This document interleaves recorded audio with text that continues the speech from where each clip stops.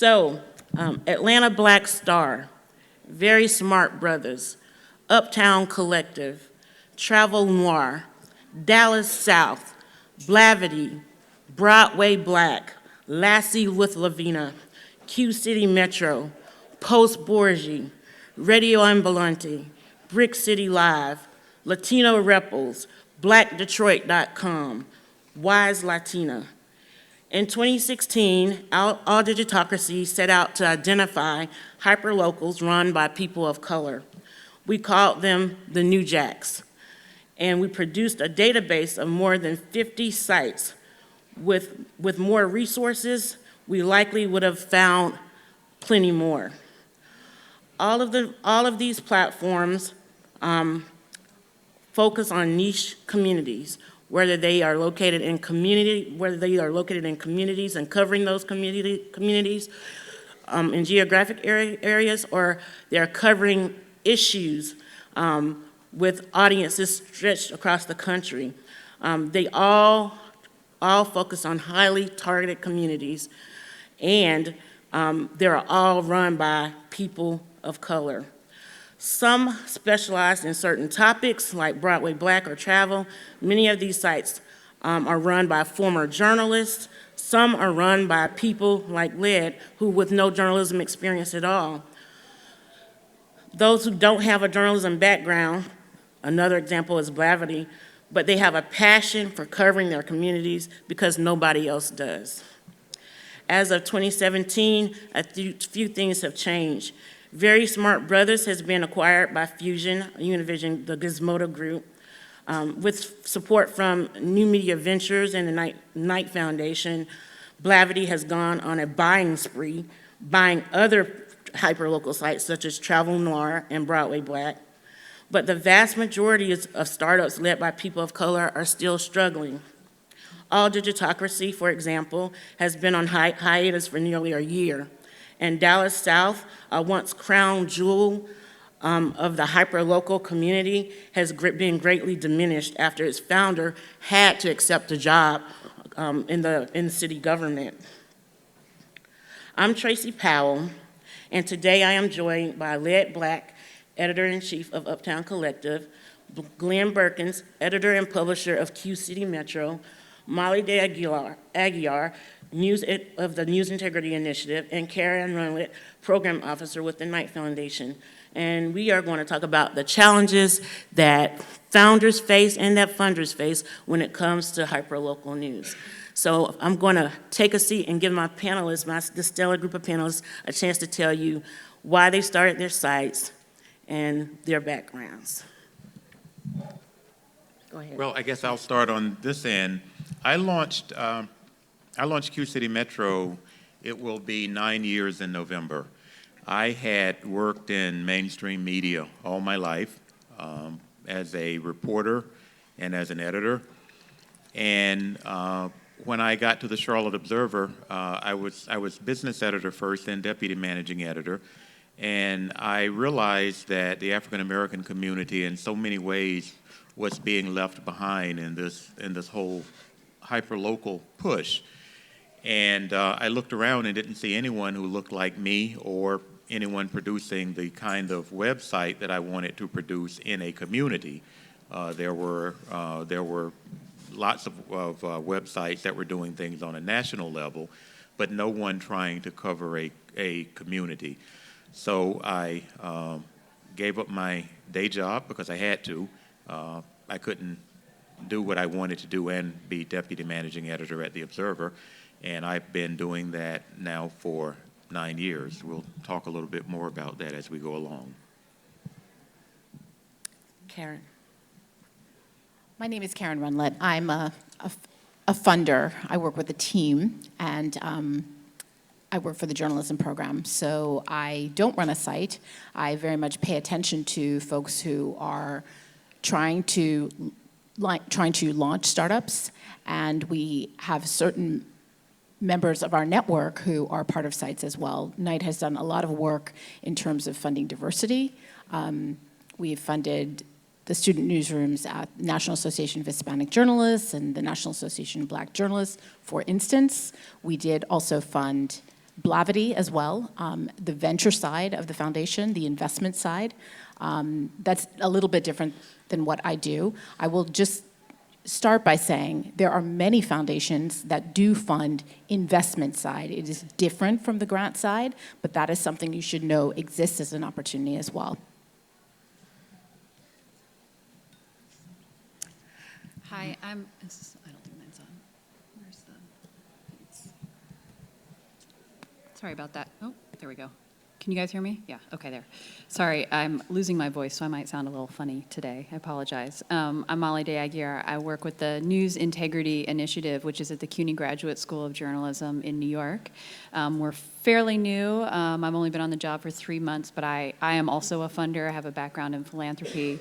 The News Integrity Initiative is, the way I like to talk about it is we're investigating the roots of mistrust in the news and investing in building solutions and public support for responsive and inclusive journalism. And so, I mean, I think for this panel, a key word there is responsive and inclusive. We believe really strongly that that the news and information has to cover the whole community and has to be reflective of the whole community. And so part of why I really wanted to be on this panel is to really hear firsthand the challenges that that journalists and people of color have in accessing funding so that, you know, we can be part of the solution.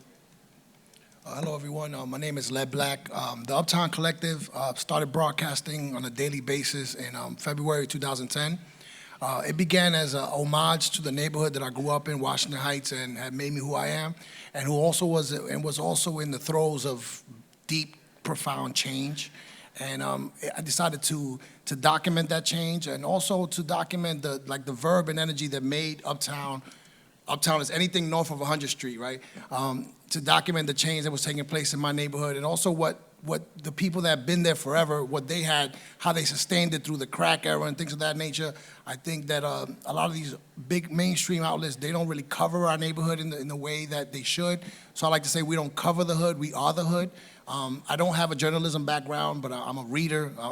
I've been writing, and I'm a filmmaker, so it was just a way of showing love to my neighborhood. Our motto is spread love is the Uptown way, so thank you.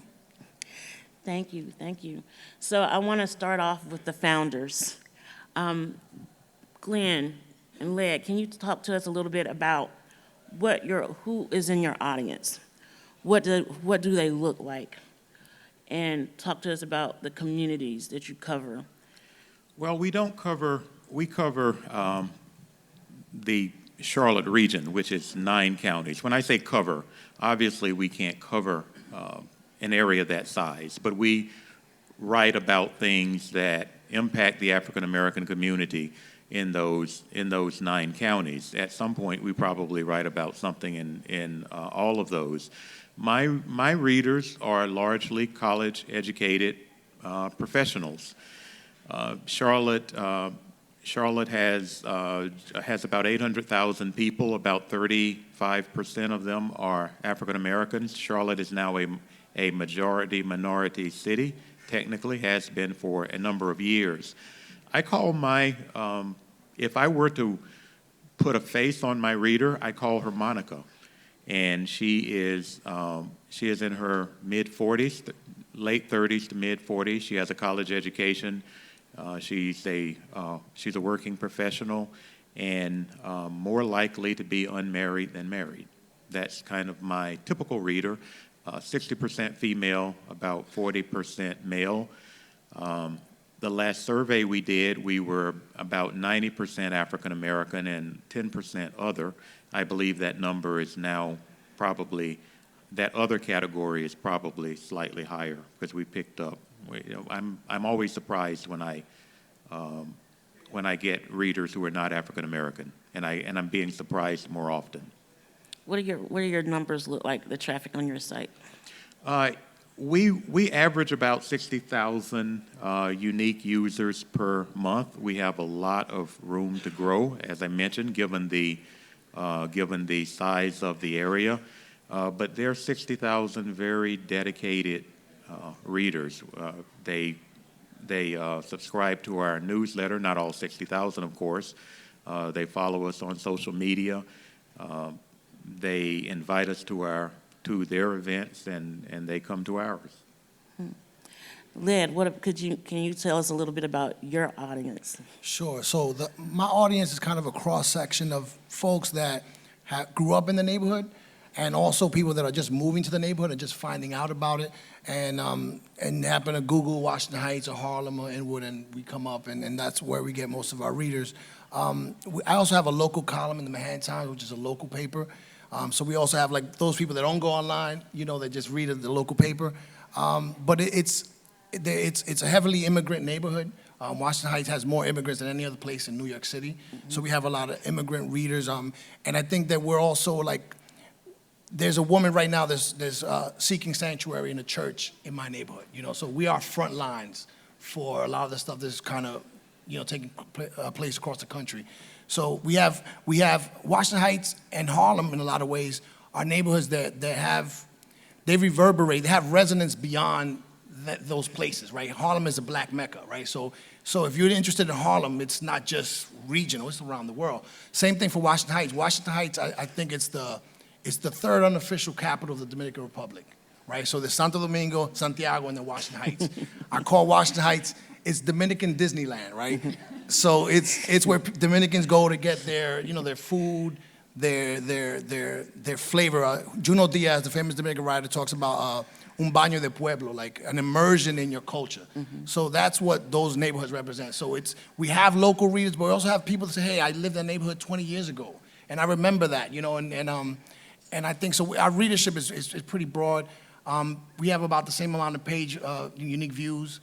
That fluctuates as well because there was a show that MTV did a few years ago called Washington Heights, and then we were killing the game, because we're getting tons of traffic. But it's about 50, 60 per month. And as you stated, your content kind of reverberates globally. Can you talk a little bit about what your coverage has been like lately, considering what's happened in Puerto Rico? Sure. So there's a lot of people there's a huge Mexican community as well. So there's a lot of people that really care deeply about Puerto Rico and Mexico. So right now, as we speak, I got here today. I'm leaving tomorrow because we're doing like this thing called Uptown Unidos, which is a day of action and solidarity and service for the community. So we're raising funds to the Hispanic Federation. And so all week we've been putting up a site, getting a site ready to take donations, and we're going to try to, send like a big size care package to those people and try to really help them out. So between you and Glenn tries to cover 9 counties. It has 60,000 unique page views. You are trying Unique users. Unique users. Right. And then, thank you. And then you are trying to cover information that is important to the immigrant community, both here and in other places. Tell me what your staffs look like. Oh, the staff, I'm the editor-in-chief. I'm the shipping guy. I'm everything. I get. It's funny. My wife contributes. I also have a bunch of. It kind of changes contributors. Sometimes we get kids from Columbia University. We'll get kids from other places, but sometimes my own kids. I'll tell my kids to do some blogging for me.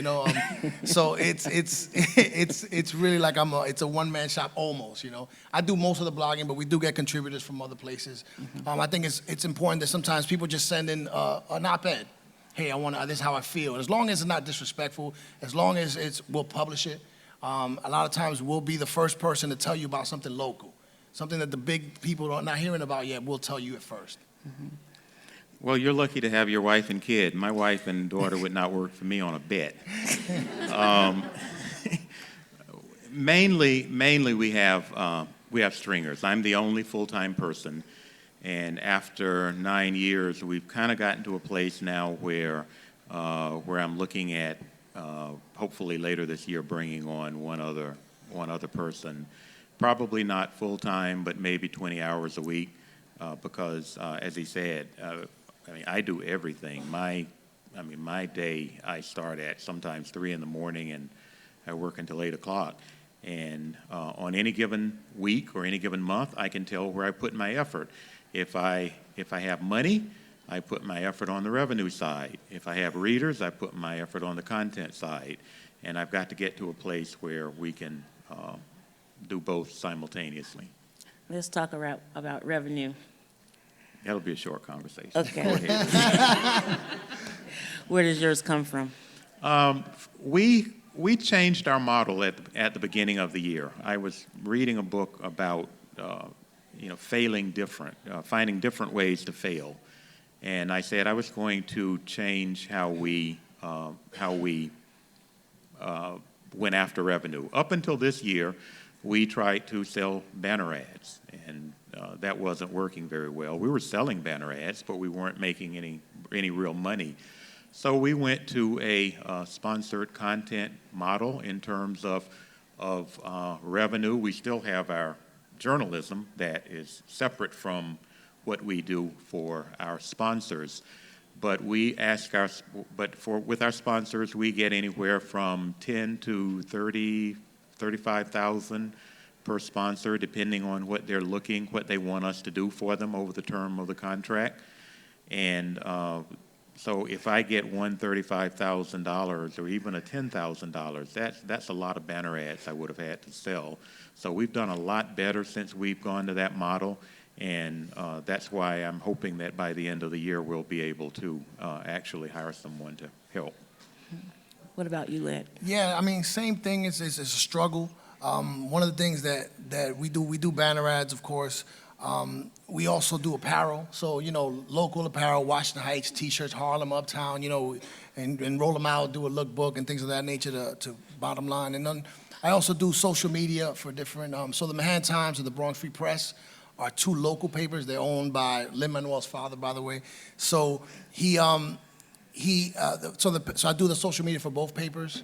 And then I also get gigs to do social media. So right now I'm doing the social media for this thing called the New York Latino Film Festival. They're like one of the granddaddies of the Latino Film Festival circuit. They just came back after hiatus. HBO is like the big sponsor. So do that, just kind of provide the expertise that I've gained with my site and offer it up to others. But it's still a struggle. I have a day job. The day job is really, really paying the bills. I have an 18-year-old that goes to NYU, so that's super expensive. But so that wouldn't pay those bills. But it's a labor of love. Mm-hmm, mm-hmm. And we're looking to expand this year, if I may. We're looking, like everyone who's in this ecosystem, we're looking to start a membership campaign. Hopefully by the beginning of next year, we've started doing events.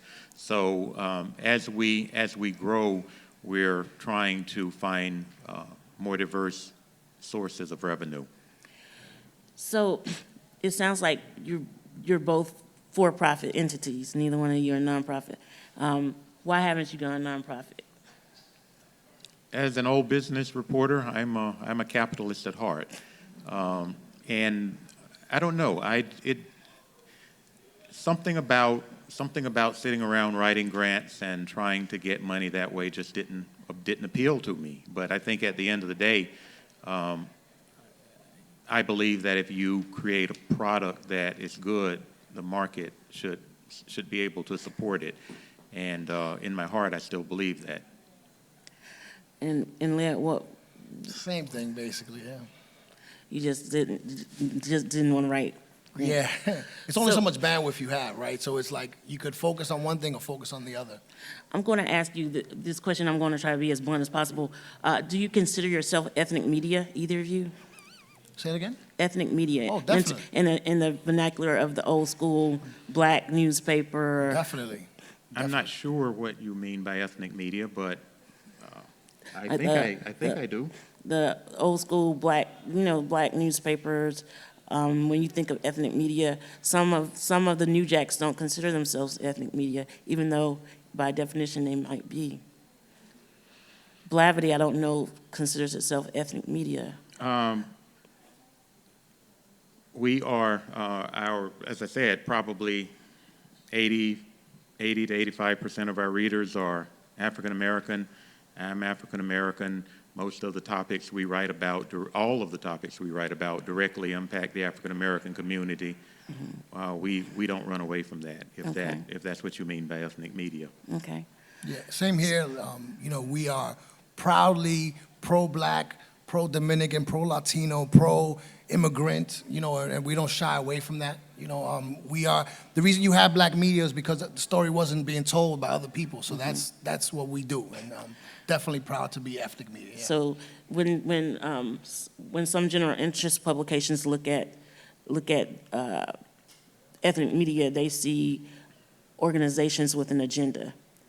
And when you hear that word agenda, it conjures up perhaps bias.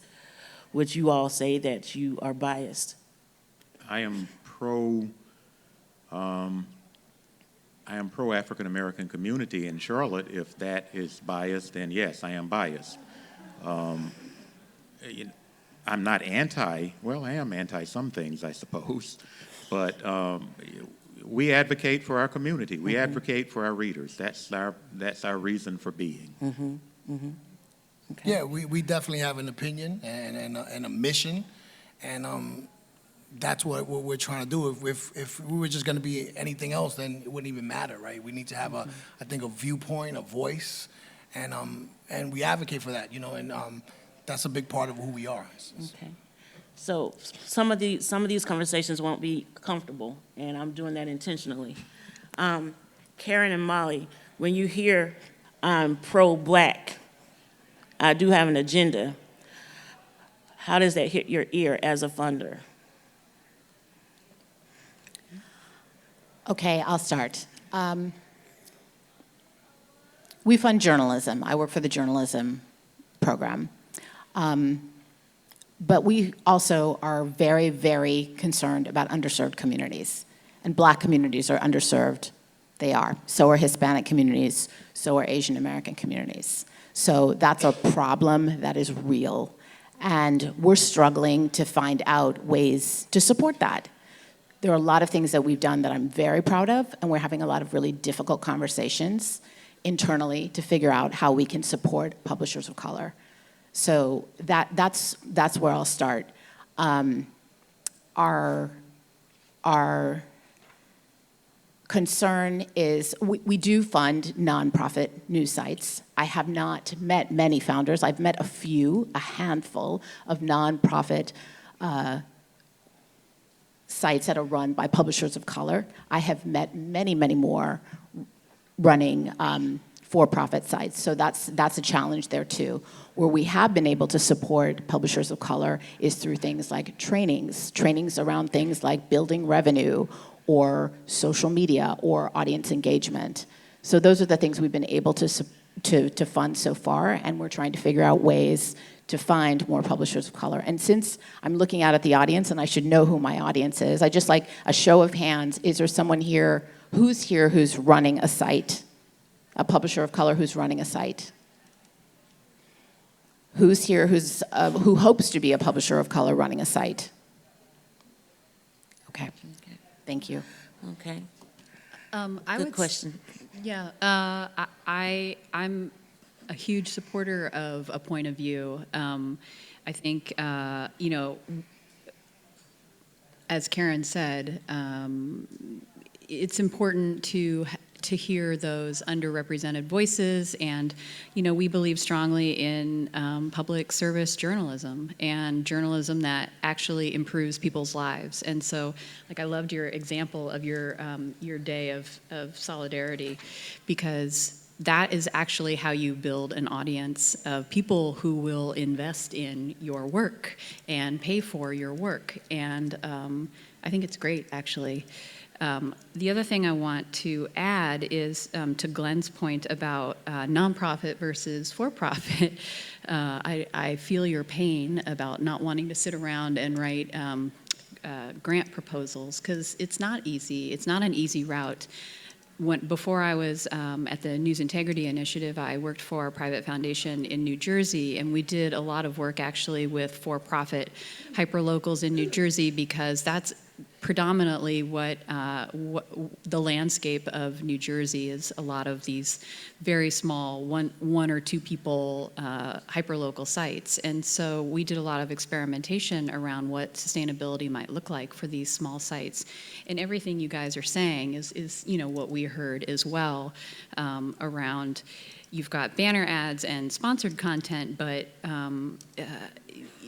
you're struggling to diversify your revenue streams, and that's hard when it's just one person, or maybe you can get a couple of people to help volunteer, but that it's a labor of love, I think, is what we heard over and over again. And what we did was we offered some experimental grants. They were small, but they actually had big impact. We ended up making $5,000 grants we were working with 5 different sites at the time, and we gave each of them $5,000 grants to try to launch a new revenue stream.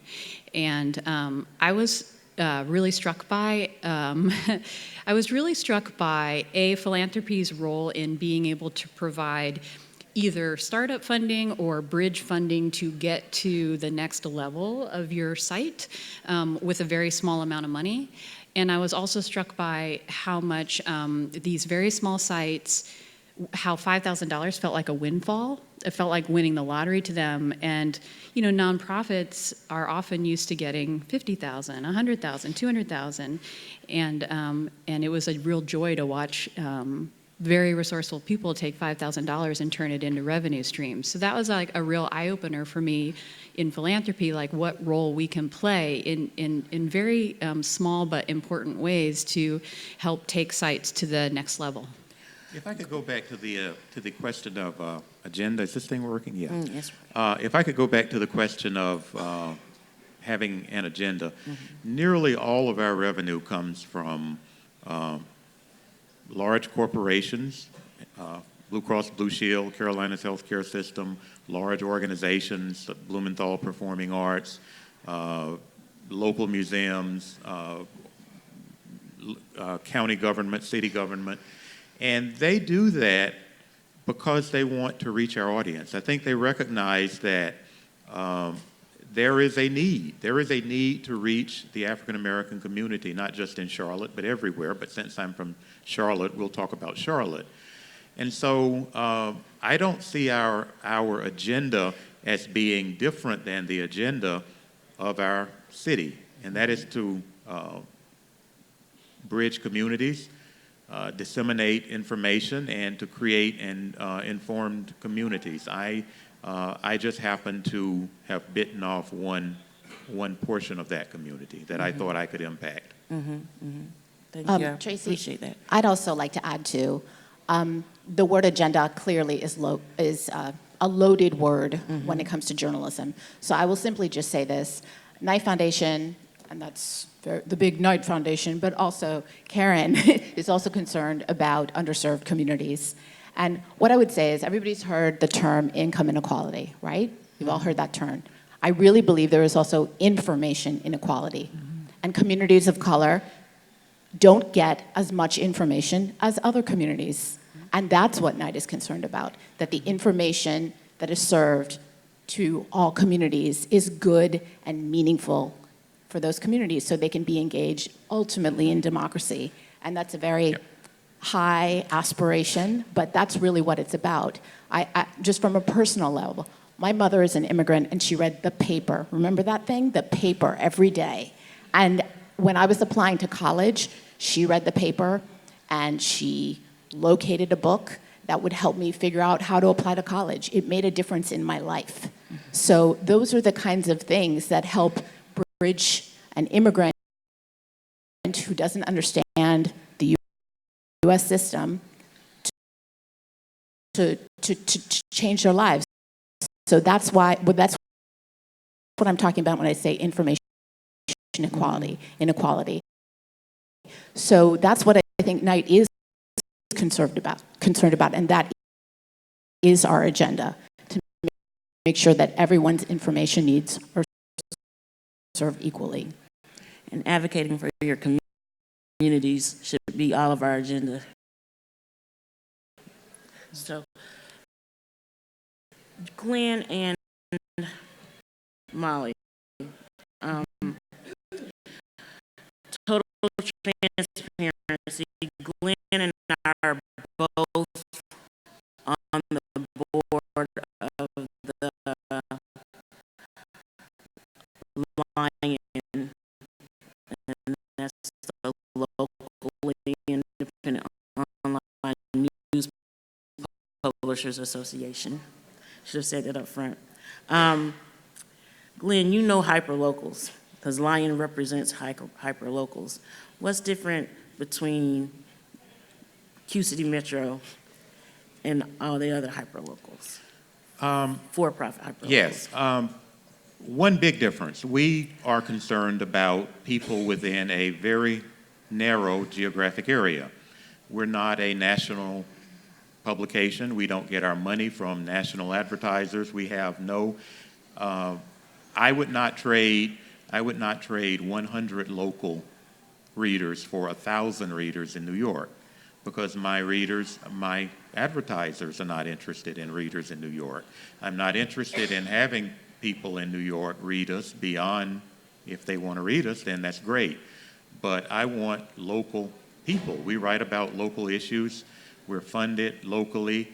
Our community is local. That's the community we care about. So I think that's the biggest difference when you were listing some of the others, Very Smart Brother, the Root.com, some of the others. Sometimes I envy them, their luxury of being able to write about the hot topic and not have to worry about what city council's doing or a school board or whatever. We have to get in the trenches very locally, and in my opinion, that's a tougher road. Mm-hmm. Molly, you talked about the hyperlocals that you funded when you were in New Jersey. Mm-hmm. Can you talk a little bit about what you see as the differences between those and those led by people of color, and why so many of the for-profit hyperlocals that have been funded have not been sites led by people of color? I guess can you just repeat the first part of that question, the difference between those? The difference between those that got funded and those that didn't, and those that didn't are largely run by people of color. Well, I guess I would say candidly that maybe we didn't do a good job really seeking out more diversity in the sites that we funded. There was, we did fund Brick City Live, which is run by Endea Taylor, who's one of my favorite people in New Jersey. She's so smart about how she's thinking about her site. So, I mean, I think, that's on us. Okay. I think the other point I think I want to make is that there's another systemic problem. There are a lot of systemic problems here, but the one I want to point out is that bigger media, I think, tend to ignore communities they think won't or can't pay for the news, and so that's another factor in this in underserving communities of color. So that's yet another role I think where philanthropy can play a part in recognizing that that's where we can step in and provide that subsidized coverage. One other thing I would say, and that is that though we are underfunded, I don't feel that our underfundedness is anybody's fault. I don't feel necessarily that we've been overlooked or that organizations have funded those to the exclusion of me. I made what I would call some strategic errors when I launched, and I've been paying for them ever since. One is I launched by myself. Most of the successful sites that I see that have done extremely well had at least 2 people, some as many as 3 or 4. And now I've gone so far down the road, I don't even know how to bring in someone as a partner at this point. What would that look like? I mean, I've gone 9 years without putting anything into my retirement account. I've put hundreds of thousands of dollars of my own money into this. So how do I bring in a partner at this point? That was one of the. I would say that might have been my primary mistake, launching by myself. So I don't want the audience to get the impression that I feel that I've been excluded.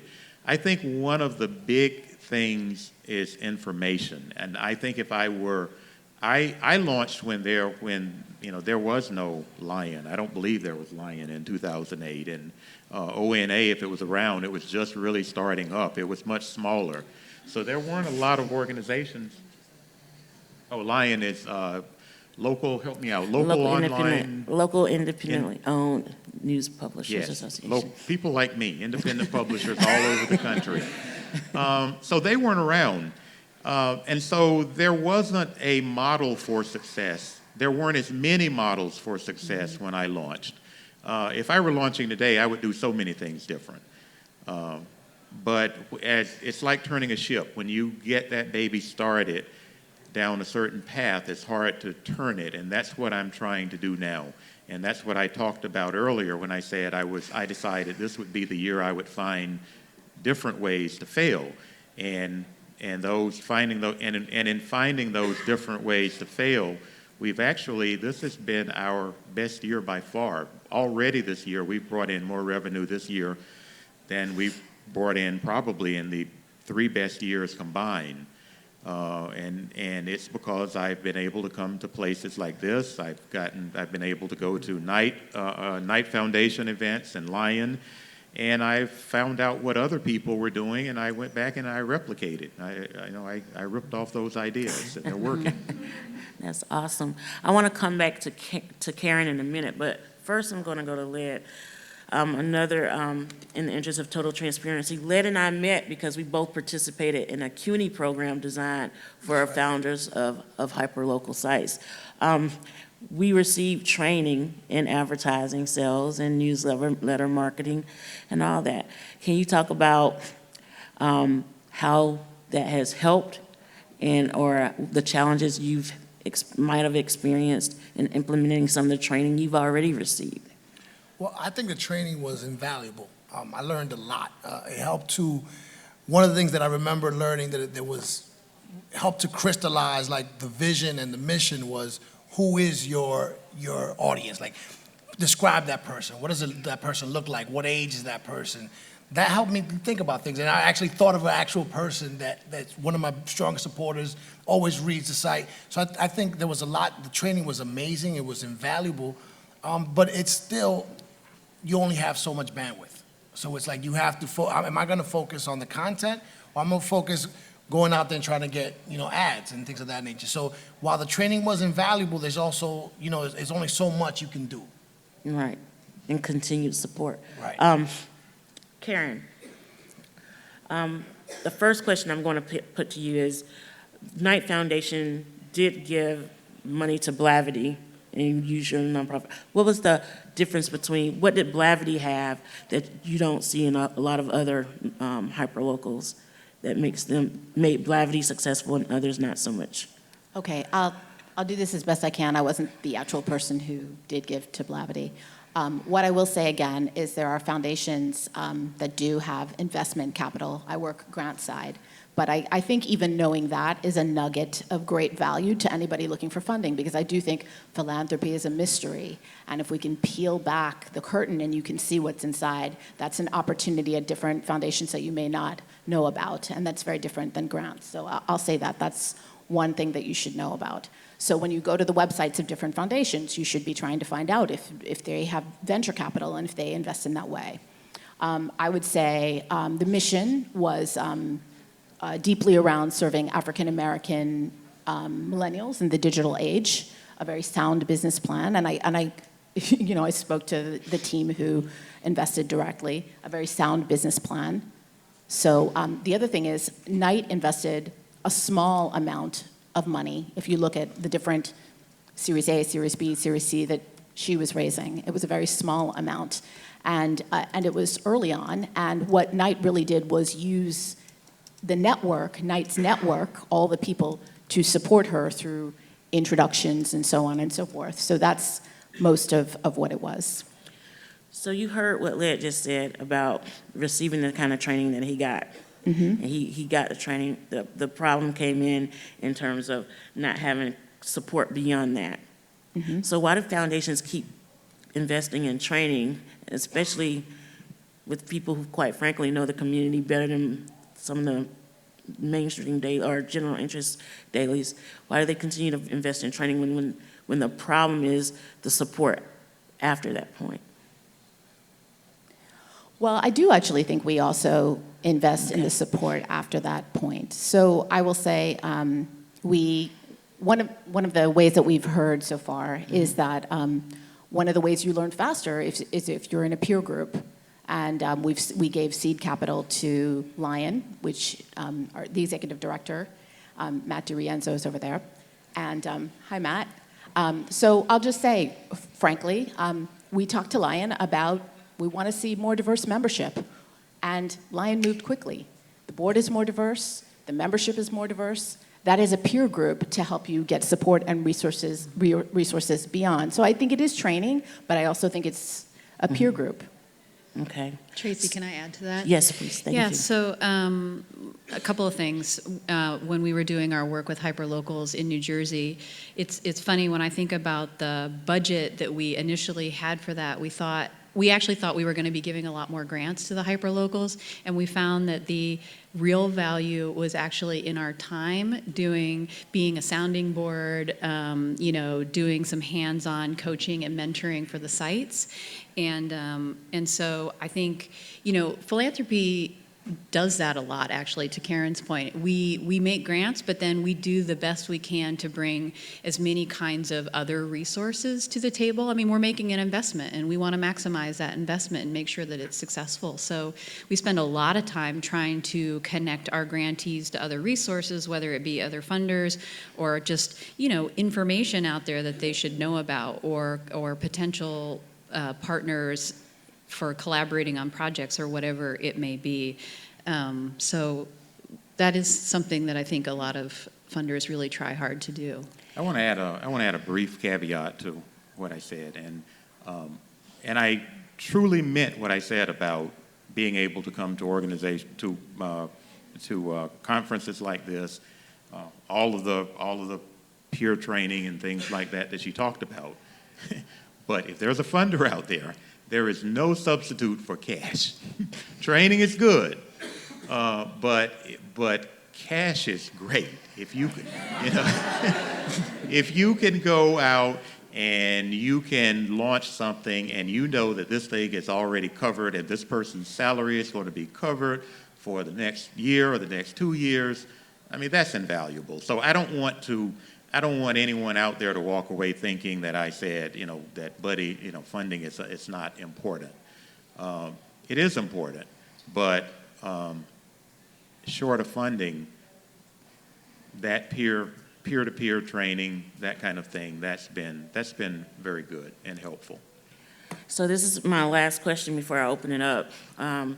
Karen and Molly, can you be more specific about some of the hard questions that you're grappling with around this issue? What are your challenges? So I'll start again with just, I work with the journalism program, we fund journalism. So I will just say, personally, I spent some time working in the Miami Herald newsroom. And the Miami Herald the Miami Herald as a company has the Miami Herald, and it has El Nuevo Herald. And they are two completely different sites with different missions and different storytelling. And the El Nuevo Herald will tell you that its journalism is to support the community, and they will actively call out certain situations that perhaps the Miami Herald, in a more traditional U.S. definition of what journalism is, might not. So that there is a tension there between what is the voice of the community, and so that is all very real. So I would say, what is journalism? I think that the journalism in making sure that it's civic-minded, and it's fair to everyone. If we're going to support one community, that means we might also support another community on the other side. Those are very difficult questions. Are you following that? I would say that's a big challenge. Molly? Yeah. I might have to come back to you, Karen. Yeah. I'm not sure. Okay. Okay. So we operate with budgets as well, and so we're constantly making choices about what we fund and what we don't fund. And I mean, I would say my current struggle is being at the beginning of this new initiative. We very definitely care about diversity and inclusion. And I think for me, what I'm struggling with is knowing that I have a finite amount of money. What is the best way for me to invest that money to make any kind of a difference in the system that is such a, there's so many issues, right? It's newsroom diversity, it's diversity of sources, therefore, reflected in the stories. It's ownership of the media. And I think for me, I'm struggling a little bit right now with trying to figure out the best path for us for making a real difference around these issues. And I guess that's what I would say. I'd also like to just sort of follow up and say, I do think we're actively working towards identifying publishers of color to bring into more of our networks so that our networks are diverse, and so that we're locating publishers of color and grooming them. And I will say that it really makes a difference. I know a lot of people do want to, it really does make a difference if you are at a conference and you are on a panel, you are identified for us, if you are asking important questions and bringing valuable insight in your comments at panels. That also makes us notice you and gets us more information about the work that you're doing. So I also think it's another way to, bring attention to your good work. And I would say finally also, most grant making work is a process, and most applicants do hear no once before they hear a yes. Yeah. I think the VC process is getting VC money is also a process too. I know Blavity got a lot of support after it got that the grant, the money from the VC money from New Media Ventures. So I'm going to ask that if you like to ask questions, please step to the mic. And while you're doing that, did anybody want to add? Anybody on the panel want to add anything while we wait for? I kind of just want to say that I want to stress the importance of social media, right? Because no one's going to go to your site unless you're the New York Times or the Atlantic. People are not just going to log onto your site. So I think social media is so important to get people there, right? And I think that it's the great equalizer in a sense, right? Because if I just put the right words together, the right verbiage together to get you in, and then I put the right picture, I think it really helps. And I think so. Social media is crucial to getting readers. Because a lot of founders like you can actually train other people on social media. You don't need that kind of training. Right. Yeah. Actually, well, it's funny because I took a class in 2010 with Sri Srinivasan, who's at Sri. Oh, yeah. And he was the dean of Columbia, and he taught it was like $500. It was the best $500 I've ever spent. Because everything I learned there in 2010, I'm still using now. I learned about MailChimp through Sri. I mean, so many things. So there are resources out there, and I think social media is one of those things that it definitely plays off, investing in it. Okay. Hi. Hi, everybody. I'm Ava Thompson-Greenwell from Northwestern University, Medill faculty member. Glenn, you mentioned that money would be the one thing that you really need more of in terms of your operation.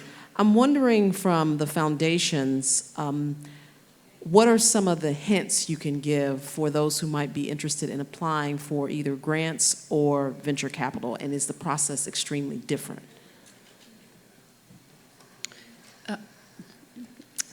So I've done both. That was aimed to the foundation, correct? Oh, the To foundation. us? Okay. Okay. I Go mean, I ahead, would Nancy. say that applying for money from a foundation, I have no experience with VC, so I can't speak to that. I mean, it's a very different mindset. about expectations, and as Karen has pointed out, there are different vehicles that some foundations use around investment, and my experience is more on the grant-making side, not on the investment side.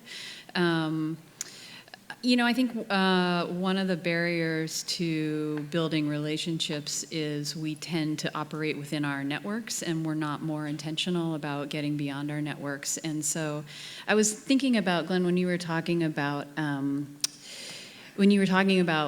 seeking out training and peer support, there's part, and especially when you were talking about the strategic mistakes that you made, that was fascinating to me, and I would love for you to write about that so that we know, so that not only is it a service to the other founders and publishers out there who are sort of struggling with the same thing, but also bringing it to the attention of funders and others who can sort of understand that better as we're thinking about the way that we're funding. So there's a certain sense that it's on us to expand our networks, and beyond that, I've been sort of mulling over how is it that philanthropy can think about sort of more coordinated ways of doing outreach. When you're underfunded, you are so busy doing it.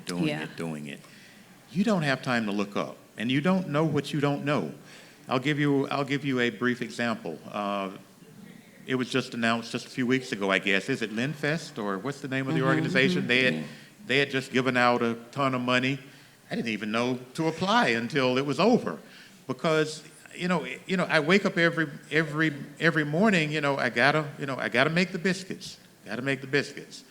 And you don't have time to even look around sometimes to figure out, what? There might be an organization out there that would support a venture that you might want to launch. So it's about information. It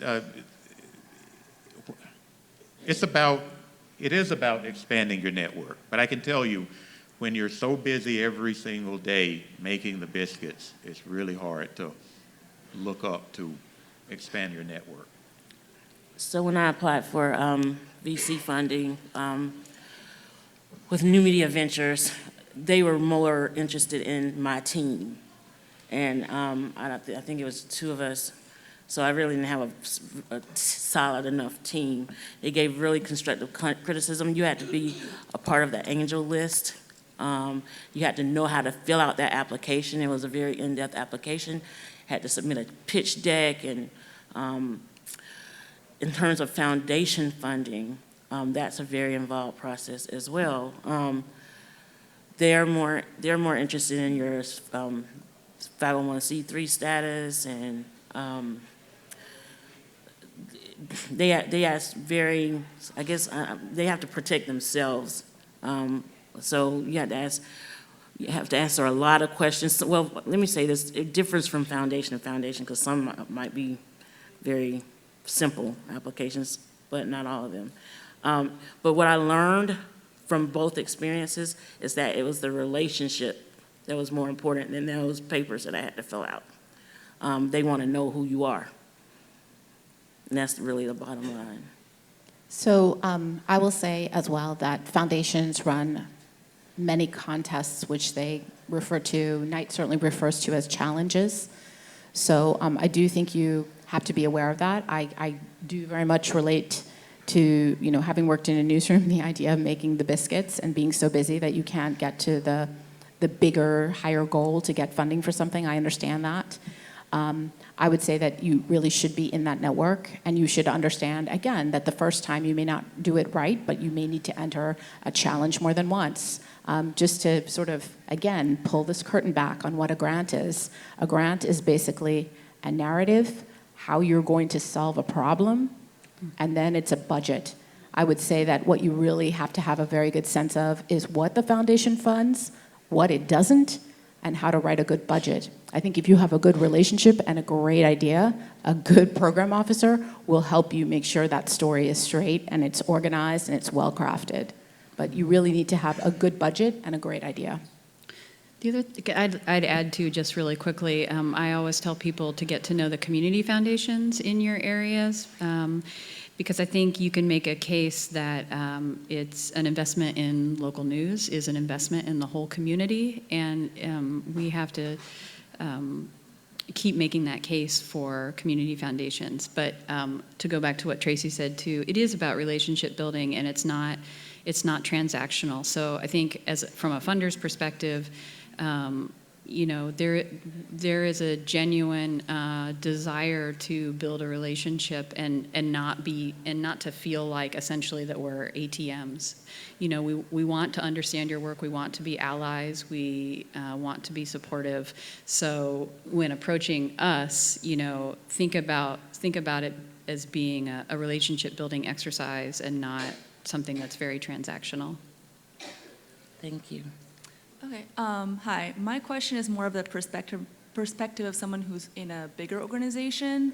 So I have a question about if you're already in a media organization that covers, you know, metro or statewide news on a higher level, how do we make the business argument to pay more attention to these underserved communities that, as we mentioned earlier, people assume can't pay or won't provide good stories for the general population? How do we make that business argument to get more money that we already have, but divert it to hiring people of color or covering communities that are often overlooked or covering topics that may be perceived as too niche to be a sustainable beat?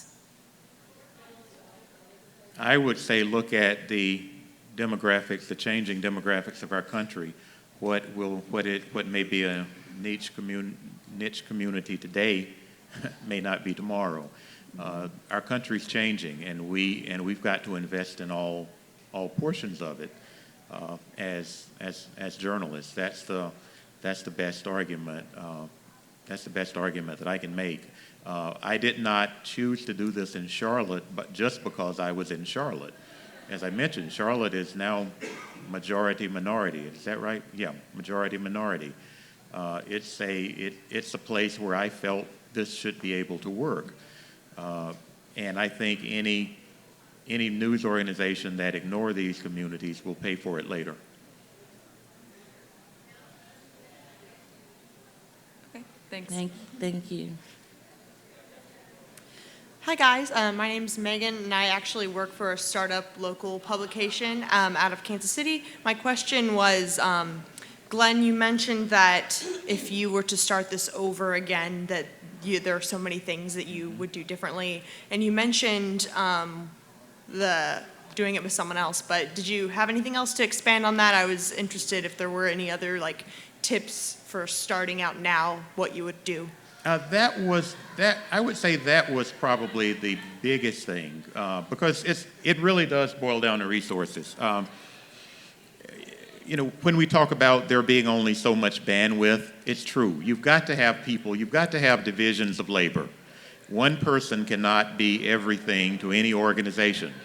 And if you look, not just in journalism, there's a reason that it is called Sears and Roebuck, Hewlett Packard. You know, you show me a successful organization, Apple, Microsoft. One person did not do it. You had people who were complementary to each other and were able to bring different things to the table.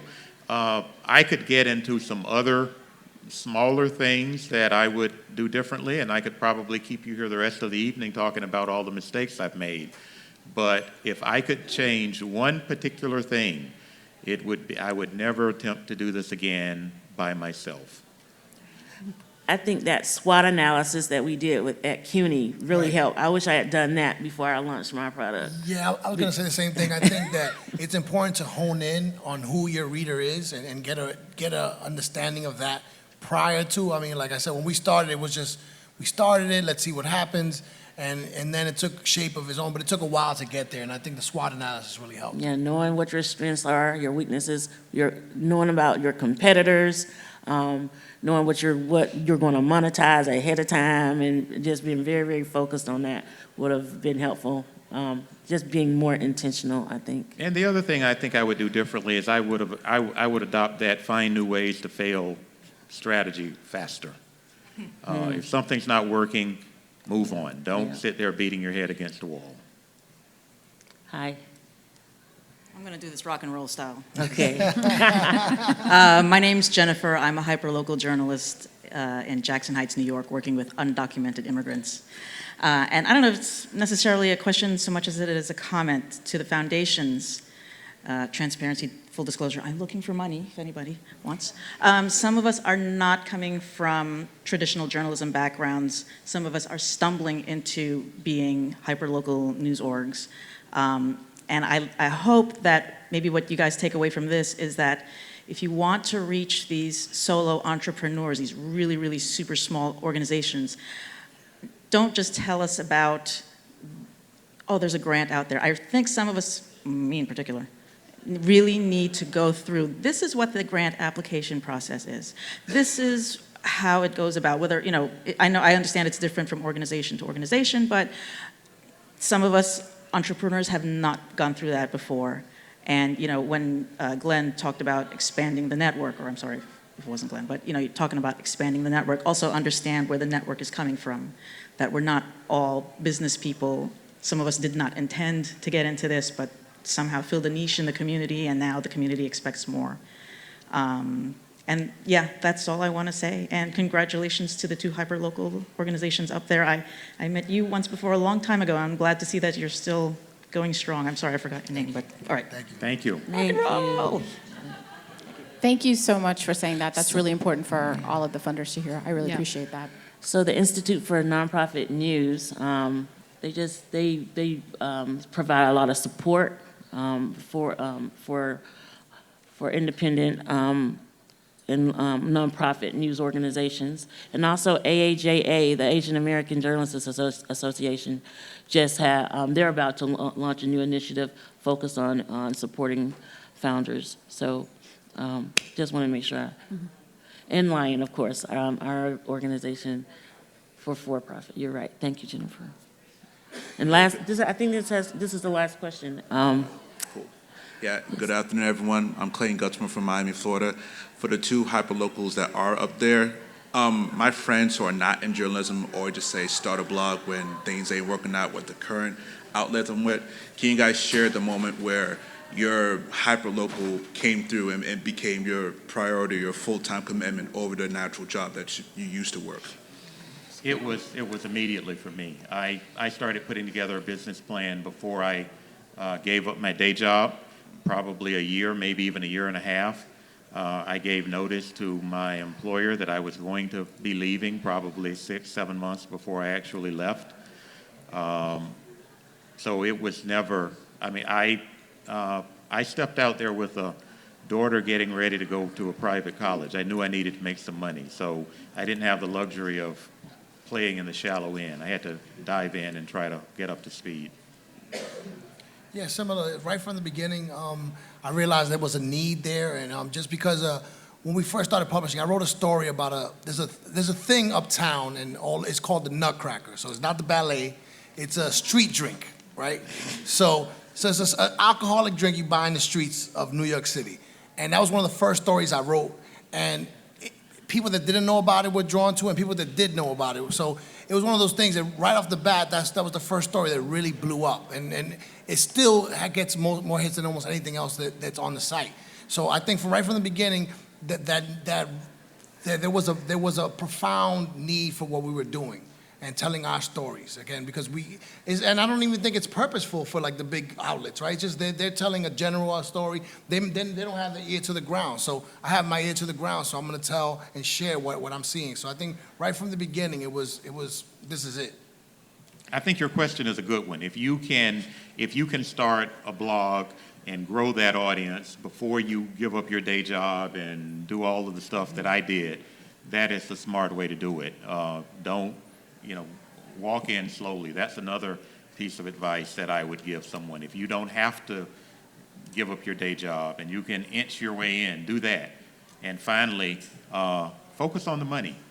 As journalists, we tend to focus